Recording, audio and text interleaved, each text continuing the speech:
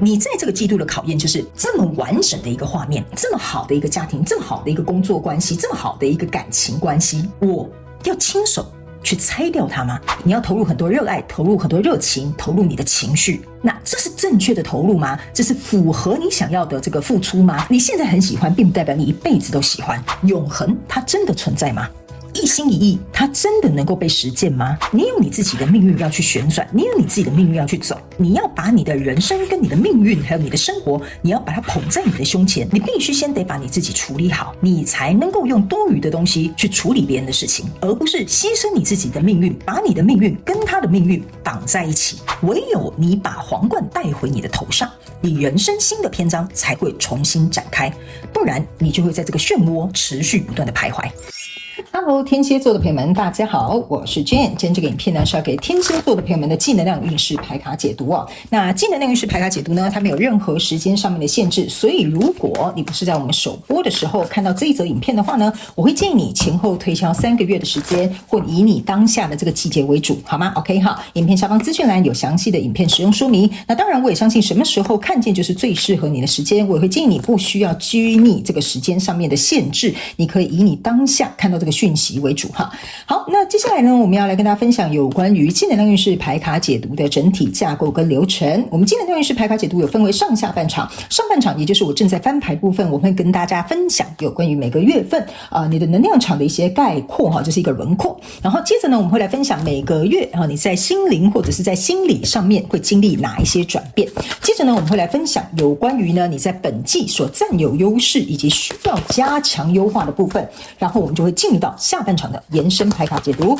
那在下半场的延伸牌卡解读呢，我们会来跟大家分享，在每个月份呢，我在上半场跟你所说明的这些讯息，我会请宇宙验证牌卡来验证我要告诉你的内容之外，也会来分享每个月份的一些症结点、细节，还有可能会发生的一些事件，好吧？那第二个部分呢，我们会来分享有关于你心理或者是心灵正处在哪个蜕变的阶段的突破点 ，OK？ 以及呢，在每个月份你有哪些卡关或者是正在需要突破的盲点，我们会一一的把它点出来。那接着我们也会来分享有关于在这一次这一个季度的过程当中，这一场转变对于你灵魂所带来的意义跟礼物。最后我们会用大家最喜欢的天使跟宇宙传讯的部分做一个结尾，由这个传讯者我来听看看天使跟宇宙有什么讯息，希望透过我来传递给你，用口说表达的方式，让你能够了解这一季的这个总结讯息，并且为你超前部署，好吧 ？OK 好，那以上报告完毕。等一下我在解牌的过程当中，先跟大家进行一个说明哈，我会讲第1个月跟第2个月还有第3个月，并不代表今年的1、2、3月，是代表这整个季度里面的首月、第2个月跟最后1个月，好吗？好，因为有一些新来的朋友还不是很了解，我们还是会尽可能跟大家做一个提醒。OK， 好，那接下来就请天蝎座的朋友们给我一点时间，让我去感受你能量场上面呈现跟细节哦。OK， 好，请稍后哦。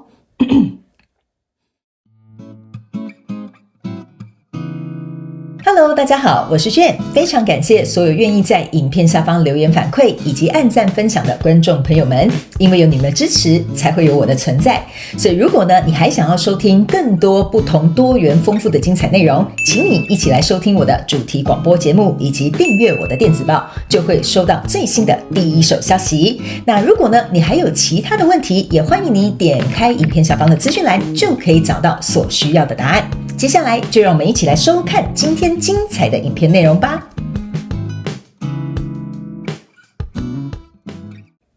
我觉得这个能量场有一点像是说呢，这个你正在交手这个人数，在这个季度的过程当中你不能去依靠旁人的眼光或旁人的价值观，或者是旁人的这个评判去决定你认为这个你在投入的人事物是不是值得的，你要以你自己的价值观基础去做一个判断，或者是选择，或者是投入，好吧？好，我们等一下来做一个细节的这个说明，让你了解这个轮廓，你可能会比较清楚一点点哈。好，来，我跟新来的朋友们讲一下，我不是按照牌阵跟牌意解释的，我是有点像是一个翻译人员哈，翻译这个能量场给你听。那呢，我的能量运势牌卡解读呢，不管是季能量或月能量呢，都没有任何主题上面的限制，你要灵活运用这些讯息，套用在比如说你生活的场景当中，不管是工作关系或者是你的创业等等都可以哈。来，首先在你第1个月份的过程当中呢，你抽到的是力量牌卡、宝剑10，还有这个圣杯6。我个人会感觉这个跟你交手相关状况人数，他应该是在这一季之前你就已经投入了，就是说这个人可能是你以前就已经一起工作的同事，或者是比如说这段感情他已经走一阵子了，或者是这个创业呢，其实他已经经营一阵子了哈，有点类似似像这样的意味存在。那在这个过程当中呢，我个人会感受这个力量牌卡跟这个宝剑十同时出现在第一个月份，有一点让我感觉就是某部分的天蝎座的朋友们，你会觉得这个工作呢，它其实这个能量好难形容它其实说实在的是占据你蛮多时间的，甚至必须花费你很多心力的。但是我觉得你不管是用意志力在支撑，或你用责任感在支撑，或者是你用一个我应该要做到这件事情的这种想法去支撑都可以我个人会认为呢，这个支撑的感受就是说这个工作我一定把它做到最好，因为这是我对我自己的要求，或这段关系是我自己选择，所以我可能要继续经营下去。 OK 我觉得这个支撑感会让你在某些过程当中，你有时候甚至会觉得我们都已经走一段路了，我都已经投入这么多了，我都一直在这间公司上班这么多年了我觉得现在不是一个轻易放弃或放手或改变我的选择的时候。 OK， 原因是因为呢，这个跟你交手的人事物呢，或者是这个事业梦想或目标呢，我觉得它没有不好 OK， 但它也没有让我我要怎么形容呢？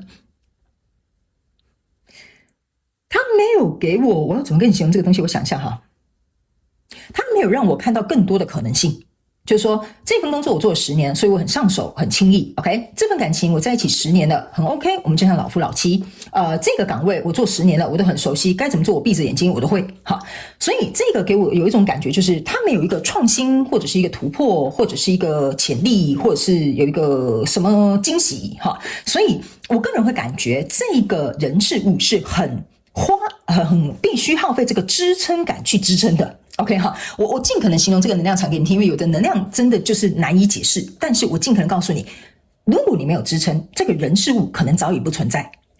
OK， 这个就是我要表达的。OK， 还有这有另外一个代表的意义，就是说没有你这个东西既然不存在，就代表你很重要。就是说这段感情如果没有你的支撑，没有你的牺牲，没有你的付出跟奉献，或这个工作没有你这么负责任的这个责任心，或者是比如说你对于自己的自我要求，那这个东西它根本不存在。因为你存在，这个东西才存在，你们有点像是共生共存的一个关系。OK 所以呢，这个圣杯5呢，之所以这5个圣杯是站立的，然后这个人是把这个圣杯要递给这个人的，原因就是这个人事物他是要不断的有情感的投入，或用热爱去支持，或者是用爱去支撑跟灌溉的。OK 即使你全身上要插满了这个宝剑 OK， 你都会用这股力量去支撑这个东西持续的在那边也好，或者是比如说保持原样也好 OK 所以呢，第一个月我感觉呢，你对于这个支撑感你会泄露出一点点就是疲惫的状态或疲乏的状况，就是说就这样子不然要能怎么办呢？就是你会泄露出一点点一丝丝的气息就是这个疲惫感疲乏感会在第一个月稍微有点渐渐露出来，但是我也要告诉你，你身处的状态是什么。那来到第2个月，这边有一个命运之轮，你又抽到一个宝剑十，非常有趣的，你的宝剑十是在第1个月跟第2个月同时出来的 OK 所以我才会说呢，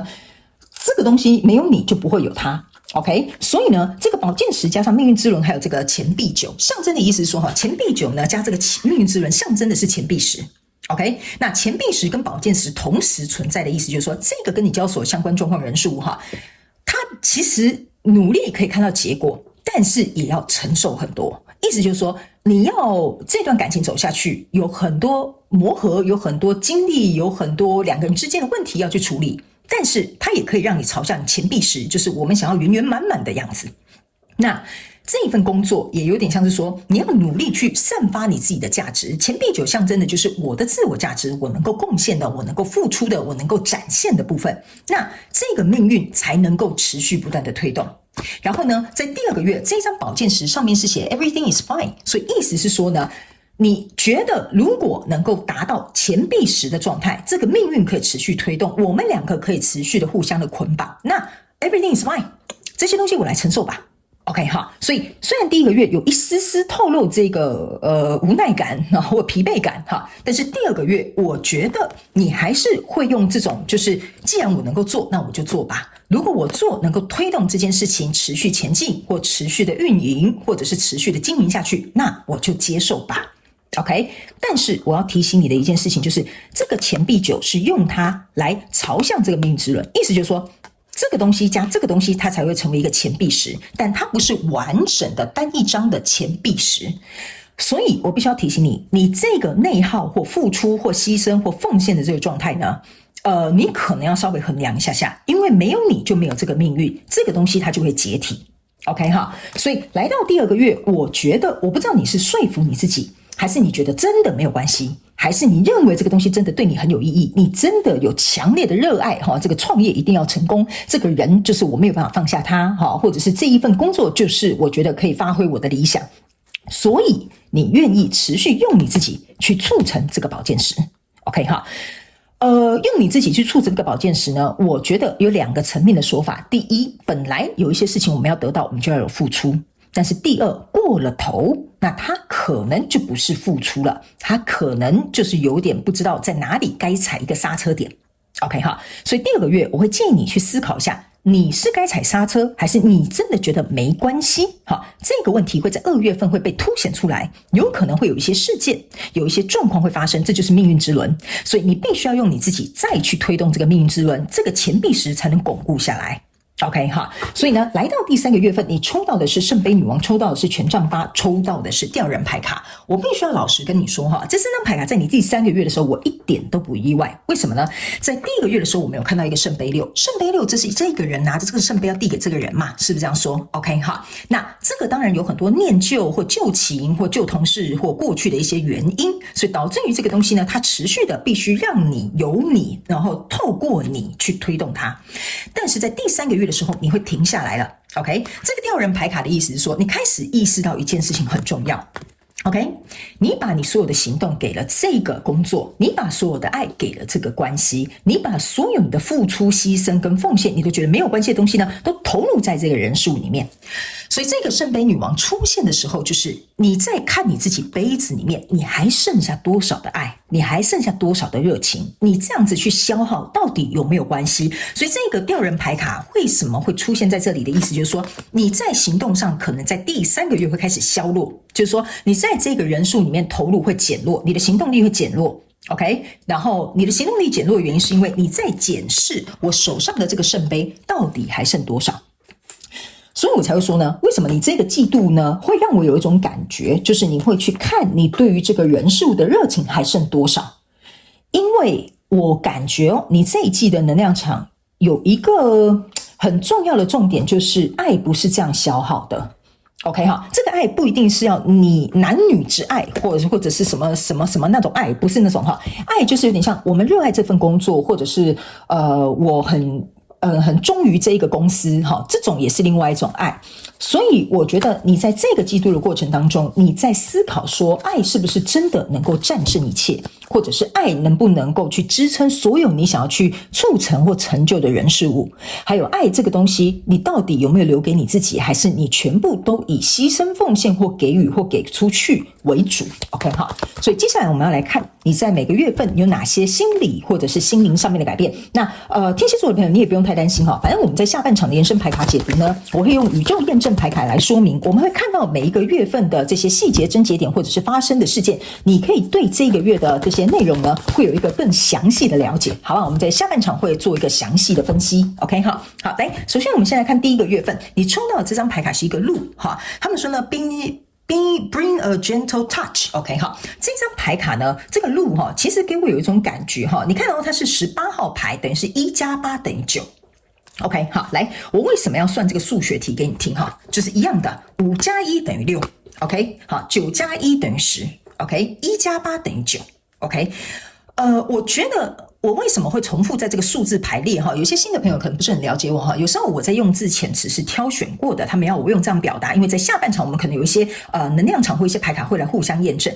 我个人会感觉哈，你可能在这一季也要思考另外一个问题，就是你是不是凑合着。OK 哈，这张牌卡给我有一种感觉，就是某部分天蝎座的朋友们，你外表看似很强硬，但是你的内在是很柔软的。所以当你很柔软，比如说善解人意的哈，心软的哈，或者是同理心很重的那一块，可能某部分的人看不见。但是如果他走到你的圈子里面，你这一块就会展露无遗，甚至你愿意为你自己人去牺牲奉献，这个是一般没有进到天蝎座的朋友们的生活圈里面，他是不会享受这种待遇的。所以这个鹿的这张牌卡给我有一种感觉，就是你把最柔软的那一面 OK 哈，展现了给这些圈圈里面的人，所以这个你正在对照的这个人数，有可能就是你圈内人或自己人，或你认为你很重视的人事物。所以相对来说，我觉得他们就会去怎么讲？他们会去看到你柔弱的这一面，但是还有一件事情，他们会触碰得到，能够享受得到，能够拥有得到。但是前提是呢，这张牌卡就是要告诉你，你心里会经历哪些转变，就是说我会不会开放太大的领域范围，让他们已经变成我生活的重心了。就比如说我可能有一天我大概有3-4个小时的时间，我可能花3个小时在处理我妈的事，或者处理我朋友的事，或者是听我朋友在抱怨的事。 OK 哈，所以为什么他们会这么容易靠近你，能够触摸到你柔软的这一块？这个就是你心里要去经历这个转变，就是说我真的觉得这样做是好的吗？我让他们在我这一块领土是，我先讲一下，我不是说他们践踏你哈，就是说我在这一块柔软的领土里面，他们可以这样子自由的来去吗？你懂我意思吗？哈，他们想在这就在这，想干嘛就干嘛，然后我要怎么样我就怎么样 ，OK 哈。所以这一块有一点像是说，你在第一个月份你心里会经历的转变，就是说你开始意识到一件事，他们进入到你的领域范围，是珍惜你，还是重视你，还是只是在我们这样讲利用你也好，或者是比如说享受这个过程 ，OK 哈。所以你的心里会有一个想法，就是说，这样子我到底要不要继续开放这么大的领域范围，让这些人进入到这个领域 ？OK 哈。那来到第二个月份呢，这边是一个这什么 wolf 叫什么？wolf 叫不好意思，我有时候突然翻译会翻不过来哈。那什么？狼吗？对，狼 OK 哈。他们说呢，要我跟你讲哈，就是说你应该要把你的知识转换成你的智慧 OK 哈。这个狼呢，他们要我跟你讲哈，你看哦，你之前是一个这叫什么小鹿哈，斑比小鹿，现在变成一匹狼了。好，第二个月份你心里会经历哪些转变哈？就有点像是我跟你讲的 ，everything is fine。OK， 你可能会有一个事件，会有一个状况在这边发生，但你还是会凑合着，或者是付出去让这个命运持续的推动。OK， 他们要告诉你哈，在第二个月份呢，你可能要去意识到一件事情，你之前是一个斑比小鹿哈，你现在变成一个狼 ，OK 就变成一个 wolf。他们要我跟你讲哈，你要能够理解一件事情，为什么这整个情势从头到尾都是你在付出，你在给予，你在协商，你在帮忙，你在处理 ，OK 哈。他们有提醒你哈，这个狼呢，不是说你要变成一个很有狼性的人，或者是说你这个人要吃人不吐骨头哈，不是这样子的。这个狼有点像是说，你要开始知道一件事情，就是说呢，这些人在你身边，这些人哈，你牺牲奉献这些人到底是好人还是坏人？是尊重你的人还是利用你的人？还是享有这些优先权的人，但是却从来不给你回报的人？ OK 哈，或者是他们让你没有办法去拒绝。我不知道为什么这个狼给我有一种感觉，就是你不能拒绝。OK 哈，因为狼呢，它算是一个群体的一个动物，当然也有那种就是孤单的一个那什么孤狼 ，I don't know how to say that 就是有一些狼它是独立行动的，有一些狼它是有一个狼群的。OK 哈，所以他们要我告诉你一件事情，就是你要去想一下，你呢到底是跟他们是同一群的狼群，还是你只是他们看在眼中的小鹿斑比 ，OK 哈，所以这张牌卡是要告诉你一件事情，你在2月份的时候，你心里会去经历一个转变，就是这件事情又是我来处理，这件事情又是我来瞧哈，所以你可能要去想一下，你心里会经历一个转变，就是我跟他们到底是不是同类人，我跟他们到底是不是有相同的价值观 ，OK， 我跟他们到底是我在跟他们。我想一下这个能量场怎么跟你解释不好意思我这样解释给你听我在开场的时候我有跟你讲，你这一季所做的决定要以你自己的自我价值观作为一个衡量，而不是外在的人。例如这个狼就有点像是，我举个例我这边有一个很明确的例子，他们叫我讲出来，有可能是有些人的生活实力。比如说你是这整个家庭的老大 ，OK， 你是那个最大的孩子。OK 好，所以呢，家里有什么事呢？你永远都是去承担的那个人，你永远都是去给予的那个人，你永远都是去奉献的那个人。好，你也不用说你是老大，你可能刚好就是家里发展最好、最有能力的那个人，所以家里有事就找你，家里没事也找你，你懂我意思吗？然后呢，你会觉得说没关系，因为我们是一家人。OK， 这就是为什么这边有一个钱币10的原因，因为我们是一家人嘛，对不对？那我有钱就出钱，我有力就出力嘛。那他们刚好就在忙什么，就没有关系，好，这就是没有关系。但你在承接这些东西，你不断的去给予，用你自己的支撑感去承受这个钱币10 ，OK。所以为什么我会说你是小鹿斑比，他们是一匹狼？你到底是跟他们是同样价值观的人，就是觉得说，哦，你本来能力比较强，你就应该要付出多一点 ，OK， 好像理所应当，你懂我意思啊？我开场为什么会说呢？你不要用他们的价值观，或者他们的批判，或他们的眼光，或他们的这种世俗传统的框架，去把你自己框住了。这一季你停下来，在这边停下你这个付出的行动或给予的这个行动，是因为你在重新调整你自己的价值观，你跟他们到底是不是物以类聚？OK， 如果你的家人是很感谢你的，很感激你的，了解你的付出，那就是另当别论。这个牌卡就不是给你的，这个牌卡是在给你搞不太清楚你是不是羊入虎口，好，你是不是这个鹿，然后跑到这个狼的这个群体当中了。OK， 所以呢，我才会跟你讲，在第2个月的时候，你必须要有一点智慧去辨别、去辨识你们到底是不是同类人。还有一件事情，他们要我告诉你，这张牌卡也是你心里会有一个震撼，你要需要经历一个转变，就是说呢，看似好像我比较有能力，我付出比较多，这个好像很合理。好，我这边放一个引号，很合理，真的合理吗？你问你自己，这就是为什么你要把这个尝试转换成智慧。OK， 你要去挑战突破这些人可能让你长久以来习惯的模式跟想法。OK， 好，来，接下来在第3个月，你抽到的这一张牌卡是一个电鳗，好，他们说把你的这个想法创意带到生活当中。OK， 好，他没有告诉你哈，这个就像是一个电鳗效应。OK， 在第3个月的时候呢，你的心里为什么会经历这些转变？就是说呢，每次有事都是我承担，每次有什么忙都是我去帮忙。OK， 好。这些人就像是养在我不知道你们有没有听过电鳗效应，我不知道它正确的名字叫什么，反正就是有点类似像电鳗效应，就是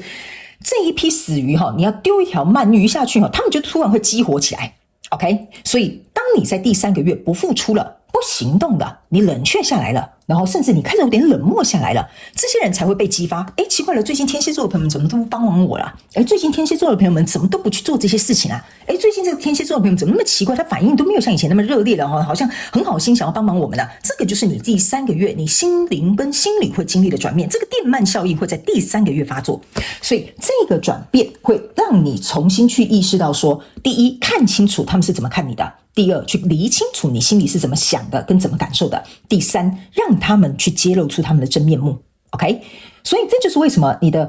吊人牌卡跟行动牌卡要同时出现，你要能够停下你的行动，你才能够看到谁是真正在乎跟爱你，而你是不是在付出正确的人身上，好，或正确的合作或关系上面。OK， 好，来，整个季度呢，你的心灵正在改变的这个叫 Flamingo， 这个叫做火鹤。OK， 他们说呢 ，embrace in between， 这个意思就是说，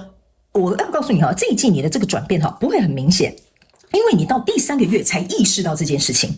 所以你现在正在2个世界的交接口，就像这个 embrace the in between， 就是说我要从这边转移到这边，我这个想法要改变成这个想法，我这个世界要改变到这个世界，你现在正在一个中间点，所以这一季有点像是在一个中间点，你要能够去厘清。OK 所以在这个过程当中呢我觉得某部分的天蝎座的朋友们呢，我觉得这个火鹤给我一个感觉说，你的心里会经历什么样的改变？就是说，第一，你会感觉左右为难，因为这个有点突破你以往的模式。你是属于付出型人格的话，你就觉得我应该要付出啊，对不对？怎么突然叫我不要付出呢？这个就是有点 in between 你在改变的这个过程的中间，你会觉得很怪、很不舒服，有点挑战你的想法。OK 第2个，在这个 in between 的过程当中呢，你的心理跟心理会很难受，因为你不帮别人，你很难受。你会说，这种朋友多交一点就是我是开玩笑的 ，OK 就是说你不去做，你很难受，但你要停下来，你才会看到真相。所以这个过程 in between， 你的心里也会觉得说，我真的不要帮他们吗？我真的不要付出吗？我真的是冷眼旁观吗？真的就让他们这样下去吗 ？OK， 你要去想一件事情如果这个跟你交手的相关状况、人、事物、事件、梦想或目标，在这一季里面你都做出这样的反应的话，他们